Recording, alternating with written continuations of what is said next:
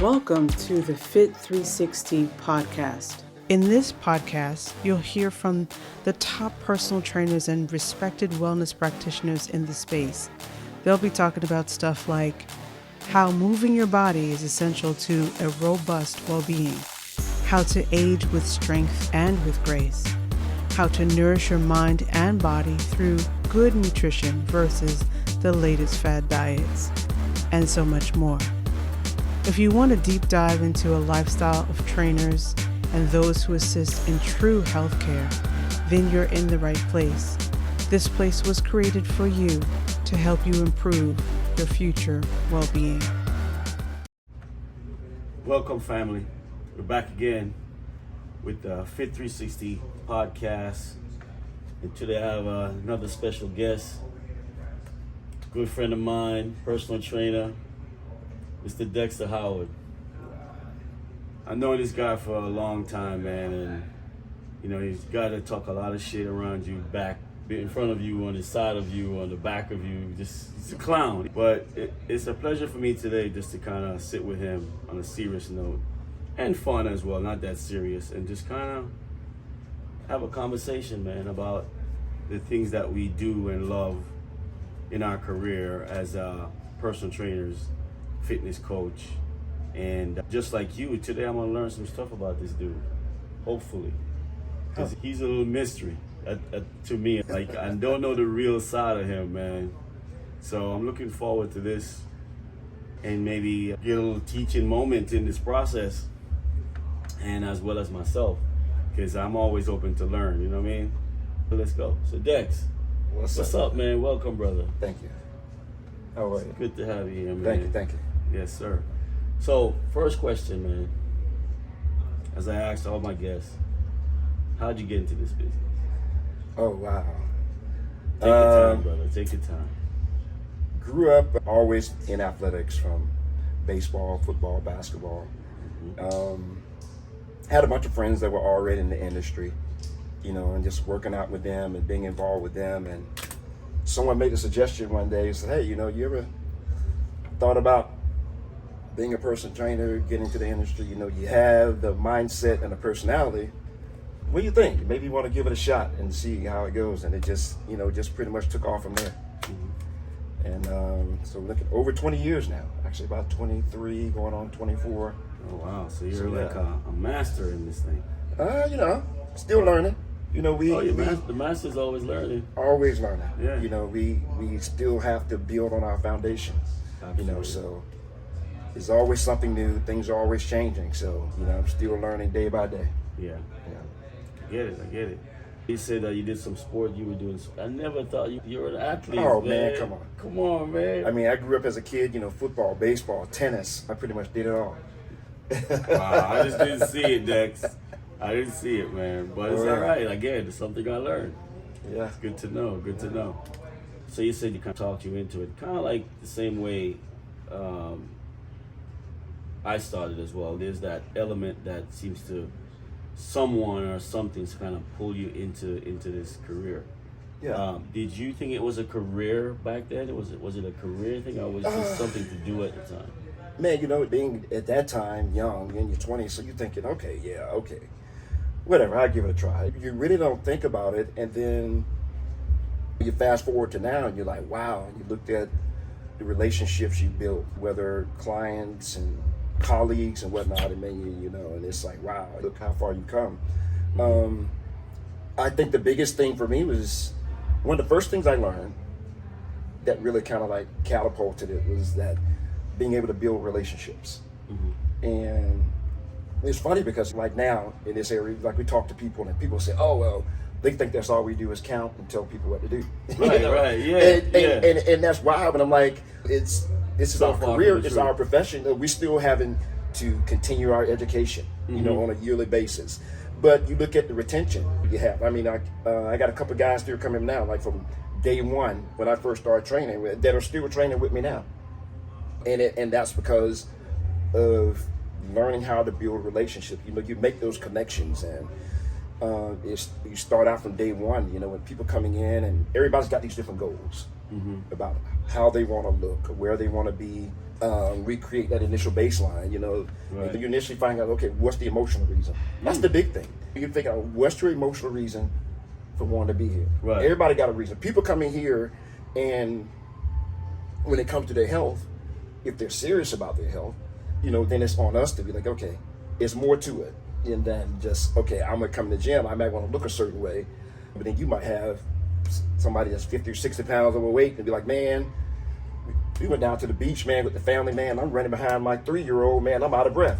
Yes. Yeah. So, so next year, I want to be able to catch my kid on the beach without being out of breath. Yes, and they even extend that to grandkids. Like, when they get older and their kids have kids, they're like, man, I want to be able to keep up with my grandkids. Yeah. I'll hear that too. Yeah, they everybody got something. You got people come in, they want to look a certain way, but there's still somewhere down deep that's their emotional reason of why they want to be here and why they want to look a certain way, they want to feel a certain way. And then it comes back to us because they're going to entrust doing it, and they're entrusting their lives to us. Absolutely. Which is one of the biggest part for me. How, for someone to kind of rest their lives upon the things that you do, to kind of continue doing that year after year for them. Yeah. So they can. There's the betterment of their life, and it changes from time to time. I mean, even for me when I started, I started for one reason, and it escalated into a different reason, and then into personal training, which I feel like it's such a blessing to be able to help people in their lives. And not only from their life, but also a husband or a wife who gets the benefit of having their significant other around much longer and living a better quality life, and into their own kids and the grandkids and so on and so forth.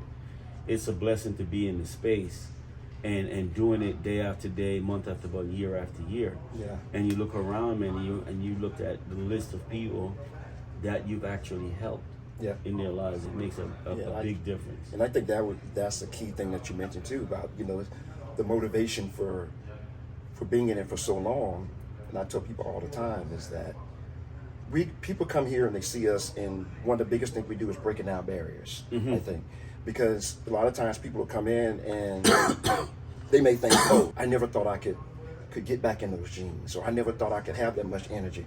I never thought I could sleep better, or this would help improve my sleep patterns. And we're constantly breaking down barriers, and you get to see where, like you said, where we're impacting lives.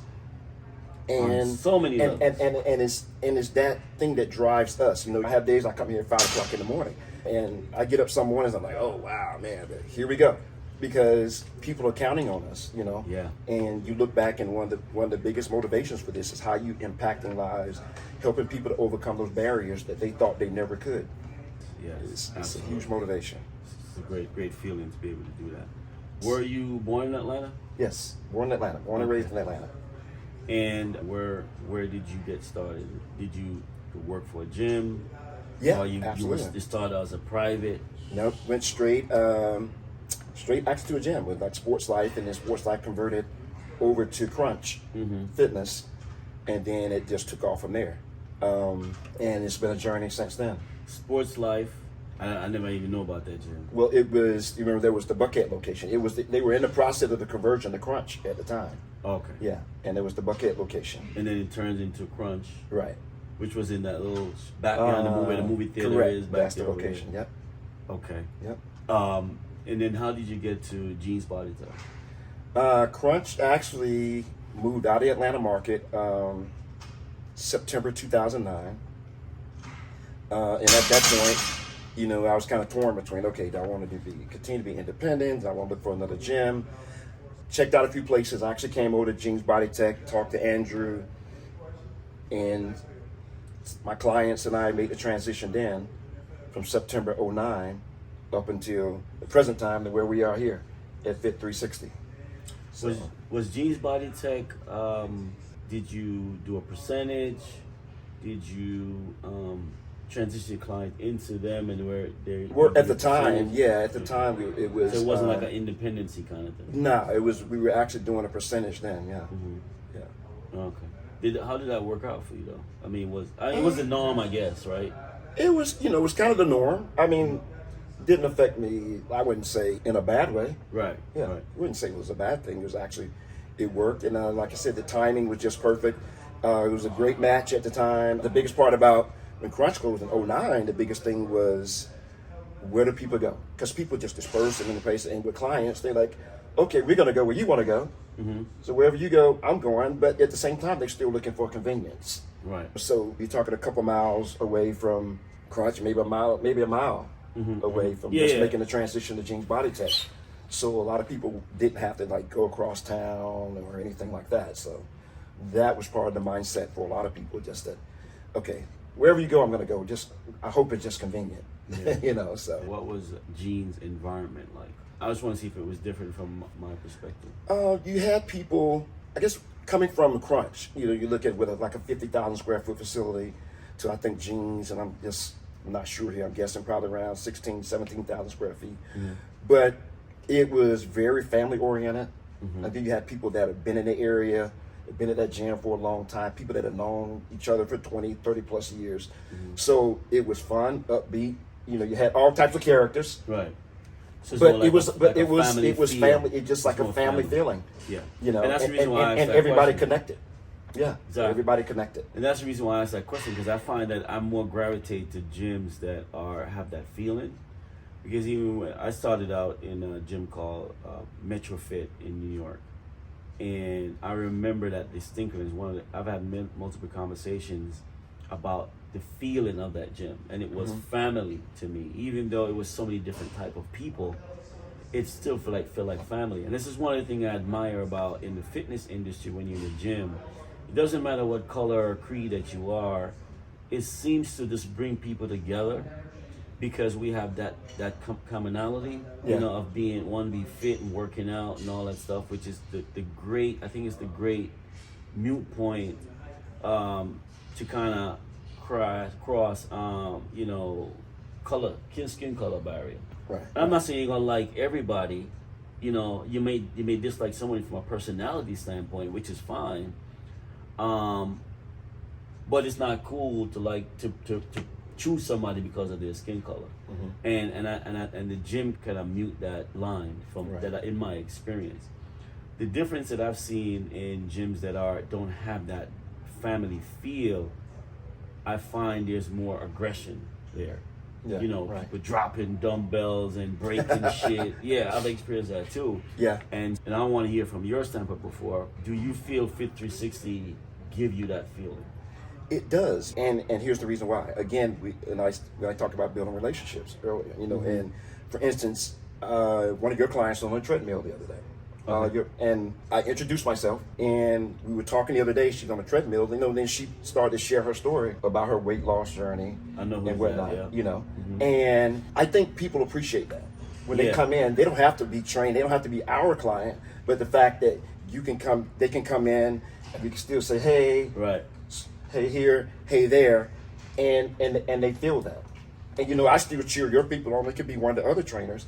I still cheer people on. They don't have to be my client for me to cheer them on. I think that makes people feel welcome. That encourages them. It motivates them. Like your client, and she was here this morning. Yeah. And she goes, you see me. That's 3 days in a row.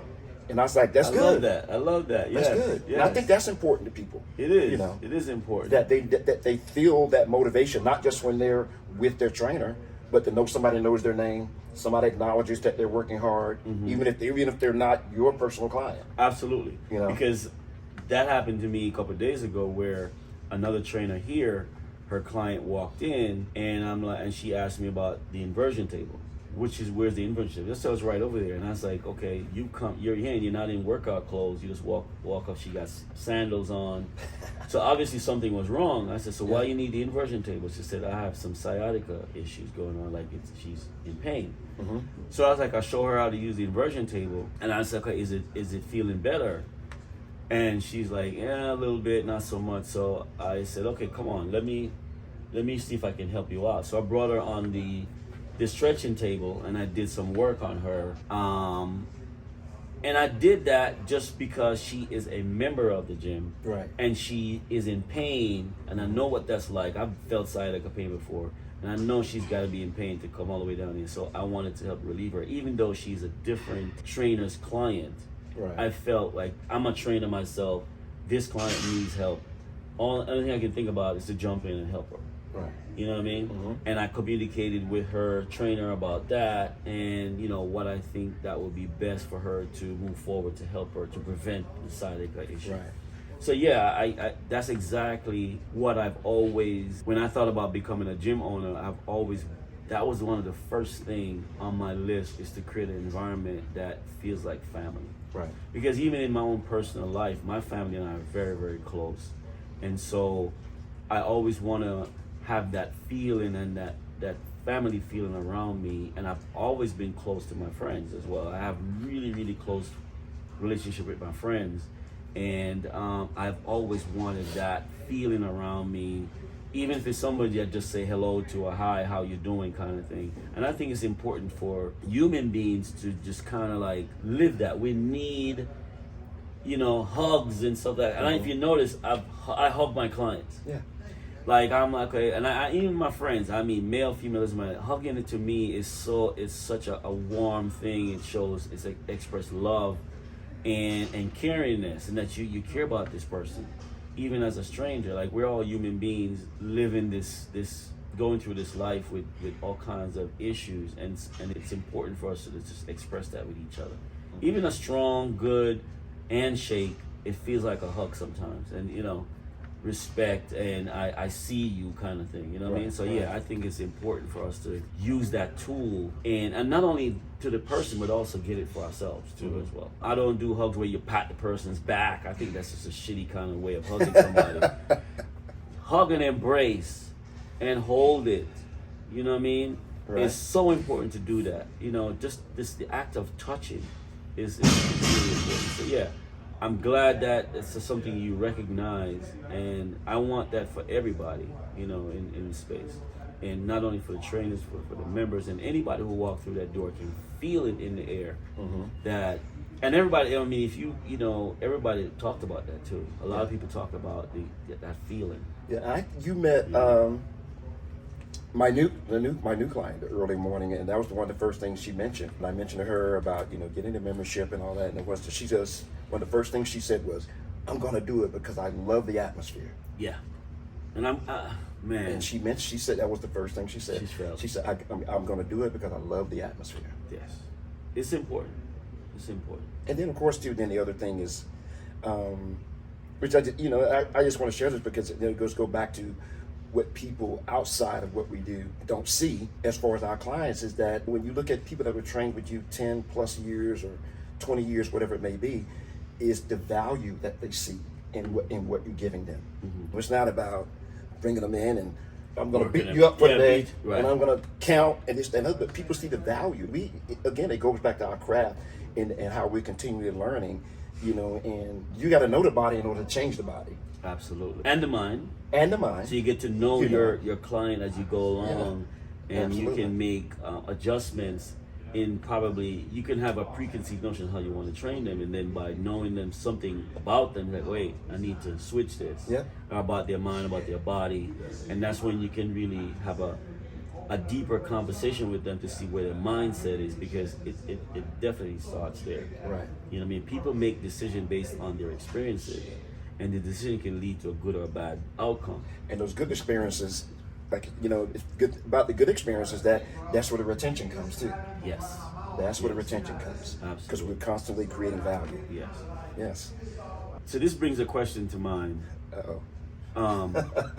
What would you say to someone who is, say, obese, lacks self-confidence, who is afraid, who wants to come to the gym and work out, who wants to change your life, who has the desire to join the gym and come and work out with confidence? What would you say to someone who wants that but are afraid to walk in the gym because their self-esteem and self-confidence is so low? Wow. I don't know. That's always been a tough one. Because, we hear just recently, there's a member that comes in the mornings, and she mentioned about how intimidating the gym was. This gym? This, just in general, just the machines, because she's not used to the machines. Gotcha. She's used to being in her own space. But back to your question of somebody like that, You know, it's I think depending on, because everybody's different, and how you make that connection with that person. One of the things I've done is try to explain to them that it's all about you. Is that you have to be able to come in, and it's about even making the small daily changes in our lives when it comes back to our how we eat or what we drink, etc. And I guess I'm just trying to say you have to try to help that person know that it's just all about you. Everybody here is looking for the same thing. You know, there's going to be different sizes. There's going to be different shapes. There's going to be somebody that's taller, somebody that's shorter, somebody that may weigh less than you, somebody that may more than you. But everybody's here for the same purpose. And then I try to help people understand that person not focused on you. Right. You know, right. They're not concerned if you're 50 pounds overweight or 100 pounds overweight. The main thing you have to understand is that everybody's in here to make a lifestyle change. And then you'd be surprised at how many people in here are supportive of you walking through that door. And they don't even have to know you. Exactly. And say, wow, you know, I'm 100 pounds overweight, but then 2 years from now or 3 years from now, you'll look back and those same people will be cheering you on. And they're like, man, I remember your first day you came in here and, you know, and you couldn't do one push-up. Now you're doing 20. It's, again, back to making that emotional connection. And I think every situation is different, but I think it's just a matter of helping that person to understand that we're all here for the same thing. Yeah. Everybody had to start somewhere. So the guy that you see with the best biceps or the best pecs didn't always have the best biceps or the best pecs. He may have started just where you are. Right. But you just have to realize that it's about focus on you. If you're going to be working with me, it's just you and I. Nobody else is here. You can see people, but you don't see people. Yeah. It's just focus on you, focus on your goals, and it's Your about taking confidence taking that first step. Yes. And then eventually confidence will come as like, You know, and people see, they say, hey, you know, a few months down the road, hey, my energy levels are better. Oh man, I'm sleeping better. Oh man, you know what? Those jeans that I couldn't wear 3 years ago, I put them on this weekend. Some people even say that as quickly as a week after the workout, after It's possible. running in. Yeah. 2 weeks, you know what I mean? Not even months, but they really feel different. And that's where it starts. It starts with that. But it's feeling interesting, first. the question, because I've never gotten it from men. It's mostly for whatever reason, and maybe it's just because of never doing any type of resistance training, for instance, that the confidence thing, I've seen it more in women than for men. Not saying that it doesn't happen in men, Right. but in cases I've seen with women, that they haven't been involved in it, doing any type of resistance training, and then they come and they look in the gym, and it's like, oh wow, like it's so much stuff. Like, what do I do? What do I do? And I get it, how that can be intimidating, but again, it's about breaking down barriers. Breaking the barrier. And which is a big part, like it's a big part of what we do, and people don't get. You know, it's Yeah. not, it doesn't make it easy. Every situation is different, Right. but we still have to make that emotional connection with each and every person, but always in a different way. Yeah. And individually, there's going to be different with how you approach it based on the person. It's great, man. It's great. How important is rest for the human body? Oh wow. And I'm talking about, well, that's a basic question, right? And I guess I want to get to the other part of that, but let's start with that first. I mean, the most things we know, which is, of course, is not rocket science. We talk about our cardiovascular health, our brain function, stress levels. We have people come in here that they're doing their average 9 to 5 and they're on a run. Those are the things. I think one of the biggest things that with lack of rest that people have is probably their stress hormones. You know, people are always pretty much on edge. I mean, I think even with us, we're on edge if we're not sleeping well, because think about how many personalities that we're dealing with throughout the course of the day. Think about a lot of disease that we have today. We're finding that's connected to lack of rest. Yes. You know. And so the other part of that question is what I consider forceful rest, the difference between forceful rest and passive rest. Now, I know everybody go to bed at night and they sleep, and that's a rest that, okay, your body's like shutting down and because it's tired, right? So that's that rest. The passive rest I'm talking about is when you decide to take a vacation, for instance, or take a day off for no reason, being that I just need to rest and relax. And then there's that rest where your body is so exhausted that you fall into a sick spell, which I call it a spell because it really, you can get out of it, right? And people fall sick and now you're forced to rest. Well, people never generally make the connection that the body, it's so important for the body. But the best rest for me, in my opinion, is when you take passive rest. Right. When you choose to, I mean, you can take a week vacation because there's a fun behind that, which is fun is great. But when sometimes you just need to just be quiet, where you can just say, you know what, man, I'm not leaving my house today. I'm not doing shit today. I'm gonna just lay back, maybe read a book, and just relax and really enjoy, find the enjoyment into that relaxation. People tend to get bored when they do that. And I find that that's an issue for me because I think they miss such a big part of what they can become. Right. Because there's power in that. You have to be able to just, at some point, like you have to turn it off. Yes, you have to just turn your brain off, you know. Yeah. Exactly. You have to take that time. There's Absolutely. so much power in that, you know what I mean? Take vacation, for instance. Somebody take a vacation, they go on vacation, and the first thing they do, they're looking for a gym to go work out. They work out every day of the week, all year, for years, and they still go on vacation, and they have to find a gym because they're so focused on the physicalness of them. I gotta get pumped because they're going on the beach. Right. Dude, you've been working out for years and every day. Like, you're already pumped. Yeah. How much more can you want to be pumped just to sit for be in a bathing suit? The point is to go on vacation, lay something down on the fucking sand, or get a beach chair and just lay back and just chill. Have a beer, close your eyes, get some sun on your skin.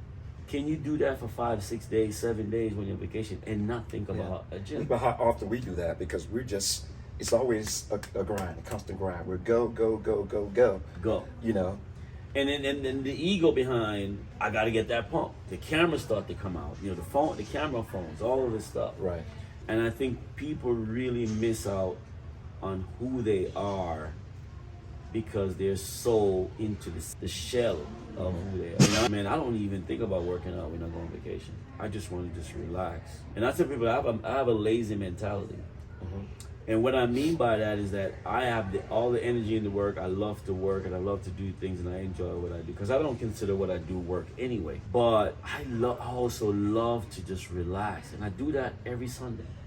It's my time where I can just be with me and just do whatever I choose to do in a restful state, which is mostly just catch up on my shows, watch TV. And if I decide to go somewhere, it's one of the hardest things for me to get up out of that rest mode to go somewhere. I just don't want to do anything. Right. Because why not? Why not just relax? And I find that there's power in that for me. Yeah. You know, and I wish people can just really focus on themselves so deeply that they can get the benefit of what that can bring for them. Yeah. Instead of just moving all the time. I need something to do. It kind of just dispels that philosophy of no days off. Yeah, you know what I'm saying? Oh, I need to do that. I'm bored. And I tell you, I have never been bored in my life because I consider relaxation is so powerful, and I'm actually doing it on purpose. There's no boredom for me. Because if I decide shit, I can always get up and do something if I feel bored. Right. It's my choice. But the choice of resting is so big for me. And I'm not saying, everybody can do what I do, but I really would love people to just think about that for a minute and just practice it. Drastically, their life can change. And for the better, that is. Because I'm telling you, it's 100% power. From a physical, mental, and energetical standpoint, a spiritual standpoint, it's a great way to learn about yourself. So that's the power of rest for me. What do you do for rest? How do you rest? You know, it's funny because my sleep patterns have like been a roller coaster. And it's interesting as I gotten older, and then I'm trying to narrow down, okay, what has changed? Even if it's certain habits, that I'm doing, what has changed to prevent it? I recently gutted out my backyard, and because it was a jungle, of course, and put in, I saw all the that trees that and post gut on it Facebook, down. Yeah, on Instagram. but it was Beautiful, interesting man. than seeing that. If you had seen it, it was just a bunch. I had 5 trees cut down, right? Bunch of overgrowth, all this kudzu. I mean, these guys came in, gutted it out, put in new turf and everything. I put in a 15 by 15, graded about a 15 by 15 area, The rocks and put the rocks in and put a place back there. And I was like, man, this is pretty cool now. It looks like a real yard now without all the craziness.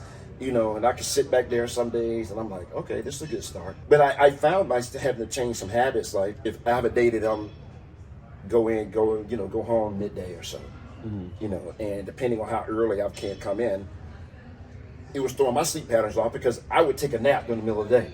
Mm-hmm. So then I was like, okay, I got to figure something else out here, because if I take this nap in the middle of the day, then by the time I get ready to try to wind down at night, then I can't sleep. Gotcha. Yeah. Mm-hmm. So then so now I got to try to, let's say, okay, so in my daily routine, okay, what can I change here? What can I change here? That way I got to keep myself up, so that way I can wind down correctly at night. Mm-hmm. And get a solid sleep. Yeah, so that I can fall asleep at night rather than taking this 2 or 3 hour nap in the afternoon that I got to do sometimes. Mm-hmm. So that's been something that I've had to work on as far as myself when it comes to resting. And it's still kind of a roller coaster, Right. It's still kind of a roller coaster, and then I have my good days and bad days when it comes to that. Mm-hmm. So still working on that. So one other thing I wanted to kind of throw at you, the fact that you have this backyard set up now, which is great. Try when you're out there, try this. Just take your shoes off and put your barefoot on the ground while you sit out there in those chairs and just kind of ground yourself and see what that feeling is like. Okay. Yeah. Definitely. Give it a shot. It's good stuff, dude. Yeah. Good stuff. They get the energy from the ground. So electricity needs it. So imagine electricity in your own body. Right. Just grounding yourself. Because we always got shoes on and some kind of barrier between our feet on the ground that we missed out on that. Just putting your barefoot on the ground, especially those rocks, man, even in the dirt. Dude, it's amazing. Try that shit. I will. No doubt. So my next question is, everybody has a body, right? But not everybody works out. What's your thought on that? I'll elaborate a little bit more on that. What this question really means is, and I'm gonna give you a story first about this. So back in the day, I used to hand up my business card, and there was a few times it happened where I had my business card to someone, and their question to me was, what are you saying, I'm fat? Which I was taken back, because I'm like, does everybody think that you have to be fat to be able to want to go to the gym and work out? Right. Because to me, everybody needs to go work out. Whether you're skinny, in between, fat, short, whatever the case may be, exercise is so vastly beneficial on so many levels. Professional athletes still work out. Right. They have to do it. You know what I'm saying? Professionally, so many levels. Like, why wouldn't you seek the benefit of exercise? Forget about the body. You know what I mean? You know what? In the sense that being fat. It's interesting now that when it comes to, we see the progression in what we do, the knowledge that we receive, and it's out there. It's not like we have it all. Right. The knowledge is out there, and I think it still boils down to value. And what I mean by that is, you've met tons of people, I've met tons of people, all of us, that people take it for granted until they walk in that doctor's office. Wow. And it's, oh, your blood pressure's here, your cholesterol is here. Oh, you have these issues, these knee issues. It's because, you need to shed some weight, or Excessive you have some cardiovascular issues, and it's because you're not in motion. And again, it just goes back to mindset, and it's just unfortunate that in this day and time, with all the knowledge that we have about fitness and about being healthy, that a lot of people still take it for granted until it's gone. We see this quote that say, "Well, health is wealth," and people's like, "Okay, well, yeah, well, money should be wealth." No, because you can have as much money as you want, but you can still have a heart attack on the golf course or on the tennis court. And I think it's just still that people take it for granted. And I think in our situation, the most we can do, you can't beat people over the head with it. No. All you can do is share the information, share the benefits, and people have to take it from there, just like they do with anything else in their lives. Right. And what we see is that a lot of people come to the door and they see us after they've gone to the doctor, as opposed to before they go to the doctor, because everything we do here is preventative. Right. It doesn't make it perfect, but it's still preventative. Because a lot of things you can do, and hit the lifestyle changes that come along with being here, keeps you from being in your doctors every day, and if you're here getting a bad report on your lab work. I think I wish people would just keep their ego out of their decisions. Yeah. People make too much decisions based on their ego. That's part of the problem, I think, in terms of they're standing their own way.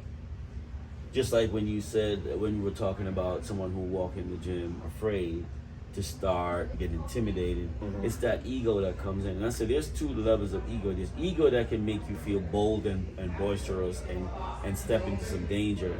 And there's ego that can, because I said even the person who's timid, who's afraid to go on stage and all those things, also have a bigger ego than the person who stepped into because they're afraid of their ego being hurt so badly that they go into themselves, into this box, and lock themselves down. And I think it comes a lot of times it boils down to, like I said earlier, why are you concerned? If there's a change that needs to be made in your life, you do it for you. Right. Why are you concerned what the next person thinks about you? Right. They got to run. They got to run their course. You got to run your course. Yeah, you have to start where you are. So the thing about it is just to begin. Yes, start where you are. You got to begin. And know that every day the change will happen, and a year might pass, and you're there. Don't give up. Yeah. Which is a decision that I made when I started. I was that skinny guy who wanted to gain weight, and when I went to the gym, and there were times when it was difficult, I wanted to stop. I thought it was, man, this is hard. The decision I made to stay was this. I said to myself, if I just take it one day at a time and continue doing what I'm doing and build up on that each day, and then now a year or 2 years pass, where will I be? And I was like, man, I'm looking forward to that part of my life. If I stop now, I'll never get there. Right. I'll never know. Yeah. You know what I mean? And I was like, well, before you know it, 2 years pass, 3 years pass. People are approaching me about training them. That's how my career started, right? We just got to take the lead and just be patient, because we live in linear time, right? Things come to us based on how time moves, and so we can't do anything outside of that. We have to just abide by that law, you know what I mean, of time. This is how it happens. So start where you are, and then one day at a time, one step at a time, as you say, you will get there. And don't worry about what people think, because if someone is laughing at you today, guess what? A year from now, they won't be laughing at you. Right. There it is. They'll be your best friend. Yeah, that's right. Yeah. That's what I did for myself. Were you ever an impatient person at all in your life? My mom used to tell me that. Well, she said that she would say I was impatient, but she would say that I was impatient with people. Okay. But you know, the funny part about it is, and doing what we do, you can't be that way. Right. So she would tell me that something. Oh, you know, you gotta do this. You gotta do it this way. You gotta do it this way. And I'm like, Mom, God, but look, they did this or they did that. And I think because I don't know, you're young and crazy, I think that I was just quick to retaliate in certain ways. But she used to tell me that I was impatient, just in general. It's funny that you brought that question up. Yeah. But again, like now, what we do, imagine if you were impatient. Not saying that it's not possible with everybody, but if you just had that, you know, that high percentile of just being a person that was completely impatient, I mean, you couldn't be successful at what we do. No, definitely not. You know. Definitely not. Which is why I asked the question, because I find that most people are impatient. Because a lot of people come and they want our services, and it's like, how soon can I get to this level, and how soon can I get another? It doesn't work that way. For me personally, in my life, I was an impatient person, because there's so many things I wanted to do in life that I wanted it now. I learned to be patient because of exercise. I had to wait to achieve my goal and not give up, because I had to realize, give myself a year, 2 years, 3 years, and just one step at a time. Right. I had that same lesson taught me patience, because I realized that I'm not gonna get what I want tomorrow. It's gonna happen over time. Right. And so I have no choice but to wait. So I had to respect the fact that patience is a virtue.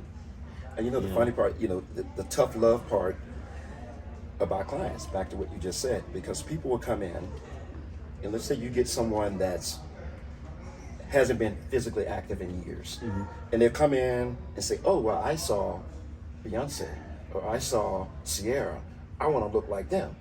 And you're like, okay, we're going to be realistic about our goals. Not saying that you can't get there, but the thing about it, you got to understand that Beyonce and Sierra are like that because they are putting in the effort.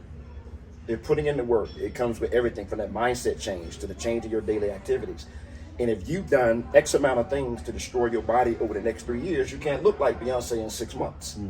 That's kind of like the tough love part you have to get with people. Like people, when you mention about people being impatient, because people think they can come in and it's just a quick fix, And and there's an expression you probably heard before, and I heard this pastor mention about it. It was a sermon about we're in a microwave society. Right. Everybody wants it fast. No matter what it is, I gotta have it quick. People come in the gym and it's like, oh man, I want to lose 100 pounds, but can I do it in 3 weeks? No, you can't. Yeah. So again, outside of the physical aspect of what fitness can give you, there's those things as well, like stuff like patience, that you will eventually learn, so to speak, from the fact that you are now and exercising and trying to change your life. Those are some of the changes that you can get from exercise, right, that you never even think about. There's so much more to this thing, and thank God for the person who decided to exercise. It's such a blessing to society in itself. Because I find that now, even in corporate companies, people are using the term fitness into talking to employees and clients about motivational speakers, or using it as a metaphor to motivate people to become better speakers or whatever in their career. Like, fitness has infiltrated every part of our lives. Right. So yeah, it's definitely a great place to be as a personal trainer, and a great place to be as a client as well, because we know more now at this time that we can feed into their lives.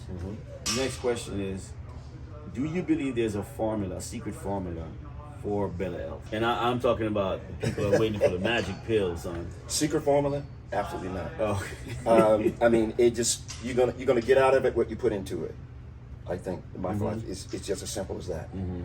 It's whether it's your job. So if you take the pill, you don't get side effects. The pill's going to give you side effects. Absolutely. But it's again back to what you put into it. If you're going to come in, you're going to put in the hard work. You're going to see the benefits. You're going to do minimal work. You're going to see minimal benefits. There's no secret formula. It's just about changing the mindset, getting your butt in here and working. And that but safe. But the biggest thing about it, but safely and effectively doing that. And that ties into respecting patience. Really respecting patience, because there's nothing in your life that you can't go through life and not experience what patience is. I mean, you're gonna aggravate yourself if you're impatient, but patience will be like, well, you can over there, you can cry all you want. You know what? You're gonna have to deal with me. You gotta go. You gotta come. You gotta make it happen. Yeah. You're gonna have to deal with me. So just chill out and just enjoy this journey. Which is, I don't understand, why wouldn't you want to enjoy the journey? Because I mean, if you take a simple trip, for instance, you're excited about where you're going, and that's good. But you missed out on a lot if you're not enjoying the view along the way. Yeah. Especially if you're driving for hours. Right. I mean, I've had people say, man, I hate working out, but I feel good. But I still working out, but I still hate it. I hate it, but I feel good, so I'm gonna keep coming. I'm like, keep on coming then. Yeah. And you know what? What is this hatred with exercise? You're gonna feel better, man. Because I always talk to people, and people like everybody, when it comes out what we do, and everybody does things differently. And I tell my clients, the first thing that people want to do, people want to run on the scale. I say, get off that scale. I say, you know what I want to know from you? I say, how's your stress levels? Are you sleeping better? How are your energy levels? Have you tried on that pair of jeans? Did the inches falling off? Like, would you get away from that scale? I want to know how you're feeling day after day after day. And everybody approaches it a different way. Yeah. But those are the things I want to know. If you're at the office, I'm like, okay, what floor are you on? Oh, I'm on the 3rd floor. I say, oh, 3rd floor. Okay, so you could take 2 flights. And let me know how you felt after that 2 flight. Oh man, I was tired, I was wore out, or whatever. And I said, okay, then take 1 flight. Okay, we're gonna get up in 3 flights. And just stay away from that elevator or escalator. Take the stairs. It's just those daily habits. So many things around you that can be. People think that you don't have to just go to the gym and lift weights, which is great, by the way. In my opinion, it's the best part of it, because lifting weights does so much, but you can get started in other ways and lead into. Yeah, people don't realize it's just those small daily habits that change. Yeah. That makes a difference. When they're not with us, what they can do when they're at home or at work. It's good stuff. So, do you believe in setting intentions for achieving goals? Setting intentions for achieving goals. Yeah. I mean, it's like a given. I do. I think absolutely you definitely have. But set it on purpose, though. You definitely have to set it on purpose. I think for most people, especially someone new, well, it doesn't have to even be a new person. I think it's very important to create that baseline. You know, for where you're going to be, and again, in your daily routine, is setting that baseline. So you realize, okay, that 30 days I want to be at this point, and be able to look back and say, okay, I didn't quite get to that point. Okay, so why didn't I get to that point?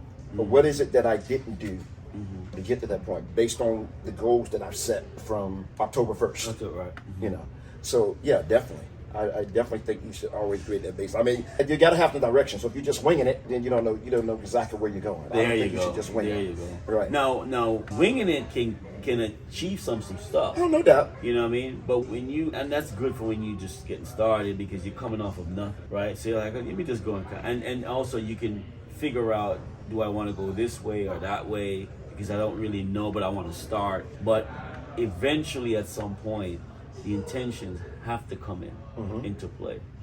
You know what I mean? Like, okay, do I want to exercise this way to achieve this? Or do I have to exercise this way to achieve this? Right. The intentions, even just getting up in the morning to get here, the intentions, they play an important part in every step of that journey. Right. And I think that's where the eating, the sleeping, and a big part, right? And what we do now, because I have clients now that 10 years ago, you know, we did a lot of plyometrics. Right. Now it's like, hey, man, we're 50 plus and probably can't do a plyometric anymore. We're getting a little older. The joints are getting a little stiffer. Right. We get a few more aches and pains. Okay, we might have to change up some isolateral movements now, kind of eliminate all the ballistic movements and the plyometrics, etc.